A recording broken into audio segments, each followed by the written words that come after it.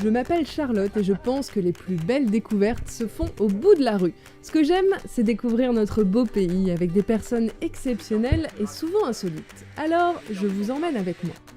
Cette semaine, nous sommes dans la région Grand Est, dans le département de l'Aube, plus précisément à quelques kilomètres au sud de Troyes.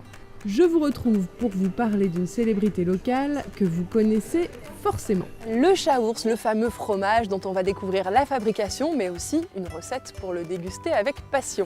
Et tout commence ici dans cette fromagerie. On est habillé de la tête aux pieds avec Anne, la directrice des lieux, qui va tout m'expliquer sur ce fromage connu bien au-delà de nos frontières.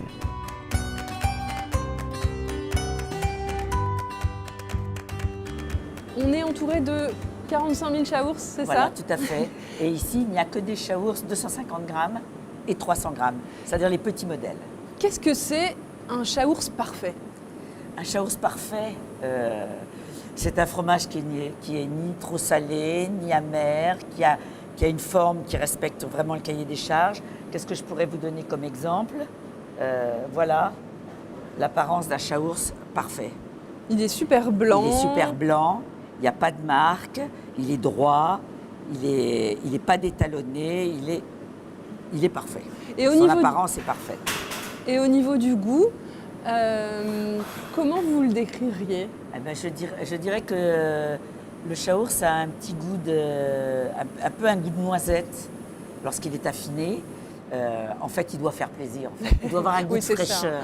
L'affinage au minimum, c'est 14 jours. C'est 14 jours pour mais on sortir. peut le manger plus tard. On peut le manger évidemment. plus tard. Et parfois, je vois avec mes clients, il y a certains pays qui veulent des chaours très jeunes, 14 jours, départ 14 jours. Et il y en a d'autres qui les demandent, par exemple dans la région de l'Aube, la région donc vraiment du chaours, les gens l'aiment plus âgé, plus affiné, plus typé. On est juste à côté de la ville de Chaours. Donc ce fromage, il est né ici. On connaît un petit peu son histoire. Il paraît que ça remonte à Marguerite de Bourgogne. Elle en demandait à sa table. Bon, ça, c'est la légende. Est-ce que c'est vrai? On ne peut pas le vérifier. Mais avant, les gens, les fermiers, avec leur lait, faisaient des fromages qui sont devenus ce qu'ils sont devenus. Ils les vendaient sur les marchés. Et après, donc, tout le monde s'est intéressé à ce produit. Et aujourd'hui, c'est devenu une appellation. Est-ce qu'il y a quelque chose, peut-être dans l'air ou dans la terre, qui fait que son goût, il y a quelque chose qu'on trouve nulle part ailleurs? Eh bien oui, parce que ça correspond à des zones très particulières, à des prairies, à la façon de nourrir les vaches. C'est tout ça qui fait la typicité des élevages et du lait. C'est tout à fait lié au sol.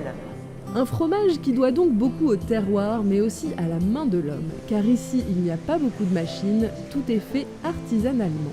Les fromages que vous voyez, ce sont des sous-mains-trains. Le sous-main-train est une spécialité locale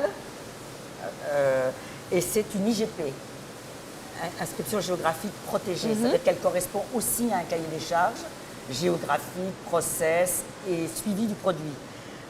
Il sort à 21 jours, ce fromage. Et pendant ces 21 jours, il devra bénéficier de 4 frottages minimum à l'eau salée. Le fait de les frotter, comme faisaient autrefois les fermes il y a très longtemps, ça lui donne une typicité très particulière. Ça rehausse un goût qui est un peu un goût de paille. Donc très terroir en fait. Et c'est lié et au produit et au frottage et à l'affinage. Alors, entre le chaours et le sous-main-train, alors qu'on part du même lait, Absolument. ils ne vont pas avoir le même goût. C'est quoi les différents paramètres? Les différents paramètres, c'est le process de fabrication qui est différent entre chaque fromage. C'est son affinage, qui n'est pas le même. Et alors justement, vous, votre métier, parce que vous créez aussi des fromages, Oui. donc votre métier, ça va aussi d'avoir des idées pour, à la base de tous ces mêmes ingrédients, créer de nouvelles choses. Absolument. J'ai créé 3 produits en fait ici.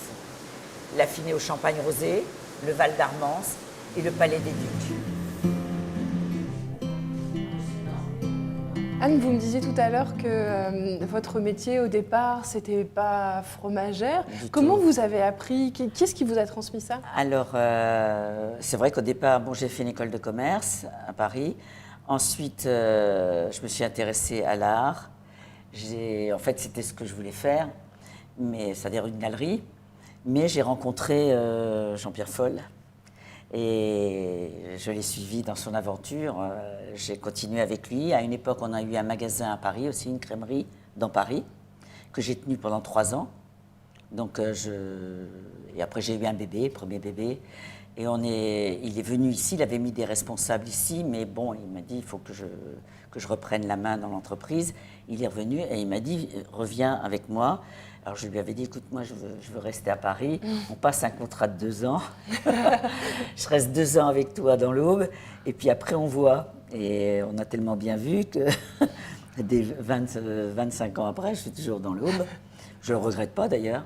Et puis lui, donc, j'ai travaillé à ses côtés, donc dans tout ce qui était commercial, tout ce qui était marketing, c'est-à-dire les emballages, les étiquettes, créer toutes ces choses-là. Et pas du tout la production, hein, du tout. Et puis un jour, il est tombé malade et il est mort en 2003. Et je me suis retrouvée avec cette entreprise à redresser. Donc j'ai continué. J'avais des salariés très bien aussi. Ils vous ont aidé? Ils m'ont beaucoup aidé, ils ont beaucoup été présents. Ils étaient déjà les salariés de mon mari. Et je leur ai dit, écoutez, on va essayer ensemble, ce sera difficile. Et on dit, mais nous, on est là, on veut continuer avec vous. Et on a continué. Donc aujourd'hui, 15 ans après sa mort, on est là. Et vous perpétuez l'histoire de cette famille aussi? Tout parce à fait. Que votre mari, cette fromagerie, il la tenait aussi de son papa, c'est ça, son père en avait une, son grand-père. Donc c'était la 3e génération. Mon fils aujourd'hui, ce serait la 4e en fait. Et donc j'ai adhéré à tout ça. Et j'ai découvert que c'était un milieu difficile mais passionnant, comme souvent les choses difficiles. Une histoire de famille, de travail, de passion. Je crois que nous avons de la chance d'avoir croisé la route d'Anne. Et parce qu'elle avait encore beaucoup à nous dire et surtout à nous faire goûter, elle me propose de prendre la route pour se retrouver à quelques kilomètres de là, dans le restaurant de Philippe Bonnet. Ils se connaissent bien tous les deux et partagent le même amour des bons produits et du local. Comment vous êtes rencontrés? Au restaurant. À travers son univers, passionné bien sûr, des produits au bois, des fromages, puisque en étant restaurateur, j'avais besoin de ces produits. Anne, vous diriez que c'est quoi la marque de fabrique de Philippe? Qu'est-ce qui fait que sa talent. cuisine... Le talent. C'est-à-dire qu'il a tout le temps des idées. À chaque fois que je le vois, il a une idée. À chaque fois, il me dit, tiens, tu vois, j'ai pensé à ça, il faudrait que j'essaye. Tu vois, je vais essayer ça. Il a toujours des idées. C'est quelqu'un qui bouge, qui fait, qui invente. Et c'est toujours bien. Et vous, Philippe, qu'est-ce qui vous inspire? Alors, Anne dit que vous avez plein d'idées, mais où est-ce que vous allez les chercher? Vous savez, on est un peu des autodidactes. À travers son produit, on produit aussi. Et puis bon, il y a le côté un petit peu starbé du cuisinier, donc on avance. Son affiné au champagne rosé, je l'ai fait avec de la truffe, mais ça reste quand même son produit. Modifié ou arrangé, ou, selon l'humeur, l'inspiration et le temps aussi. Et l'inspiration du chef aujourd'hui, c'est une assiette typiquement auboise, facile à refaire à la maison. D'abord, on réalise une chantilly, simplement, avec de la crème de chaource, de la crème liquide, sel, poivre et un peu de piment d'Espelette. Ensuite, on fait fondre les échalotes avec de la poitrine fumée que l'on va réduire au champagne. Et pour terminer, on rajoute de généreux morceaux de chaource. Autant vous dire que ça donne sacrément envie. Voilà, on va préparer notre assiette. Ça va être tout simple. Patate à l'eau, tout simplement. Tout simplement, et découpé. Voilà. Alors, soit vous faites un plat familial, un grand plat, soit vous faites de la portion, petite assiette, grande assiette. Voilà. Alors j'ai fait fondre le chaource, un petit coup de mixeur, mais pas trop, parce que il faut qu'on garde quand même les Est-ce que ça sent bon? Les chaources. Alors on va dire que c'est un petit peu la base de la chaoursiflette, présentée différemment.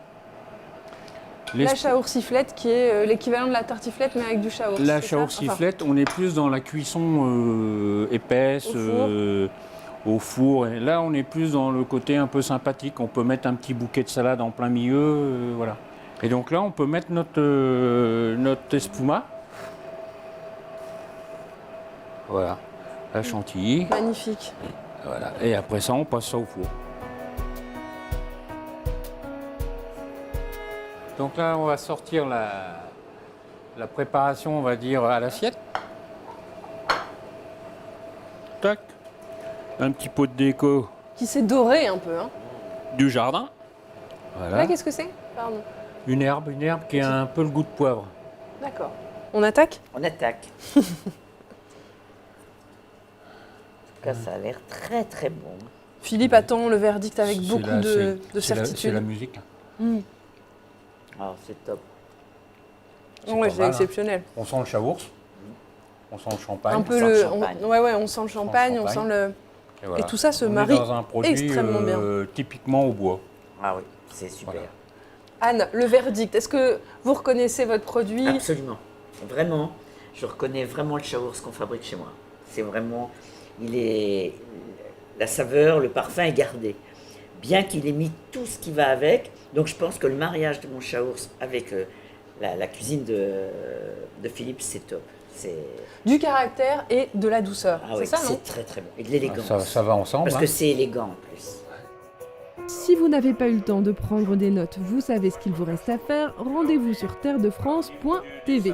De mon côté, je vous embrasse. On se retrouve très vite pour de belles rencontres. Et en attendant, je vous laisse avec quelques jolies images de l'Aube.